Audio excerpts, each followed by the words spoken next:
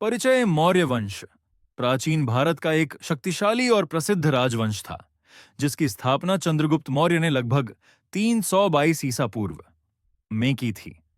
यह राजवंश भारतीय उपमहाद्वीप का पहला ऐसा साम्राज्य था जिसने लगभग पूरे उत्तर और मध्य भारत को एक राजनीतिक सत्ता के अधीन कर दिया था। स्थापना की कहानी।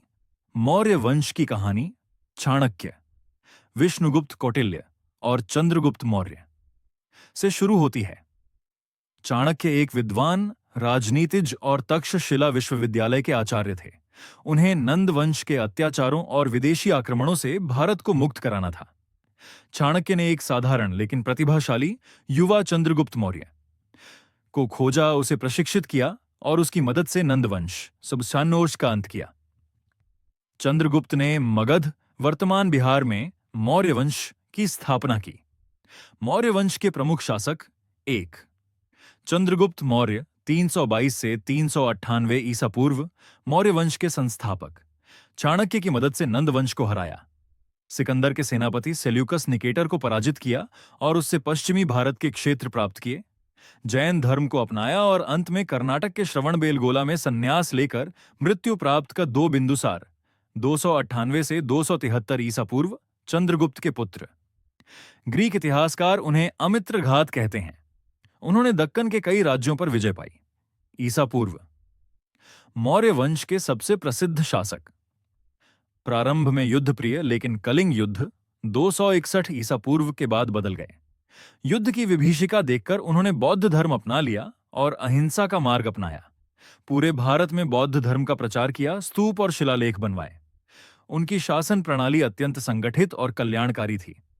मौर्य साम्राज्य का विस्तार उत्तर में हिमालय से लेकर दक्षिण में कर्नाटक तक, पश्चिम में अफगानिस्तान और बलूचिस्तान तक, पूर्व में बंगाल और असम तक।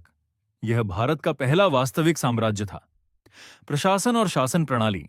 चाणक्य का अर्थशास्त्र इस युग की प्रशासनिक नीतियों का प्रमुख ग्रंथ है। मौर्य प्रशासन केंद्रीयकृत था। अधिकारियों की नियुक्ति मेरिट पर होती थी। गुप्तचर व्यवस्था सशक्त थी। धर्म और संस्कृति। प्रारंभ में हिंदू और जैन प्रभाव।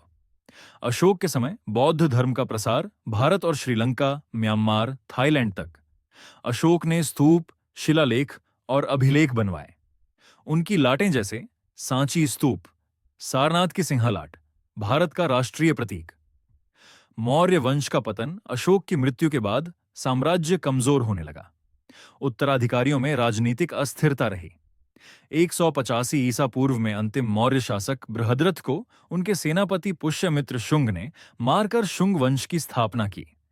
निष्कर्ष, मौर्य वंश ने भारत को एक राजनीतिक एकता दी, प्रशासन और कूटनीति का उदाहरण प्रस्तुत किया और बौद्ध धर्म के अंतर्राष्ट्रीय प्रसार में महत्वपूर्ण भूमिका निभाई। यह भारत के इतिहास का एक स्वर्णिम अध्याय है।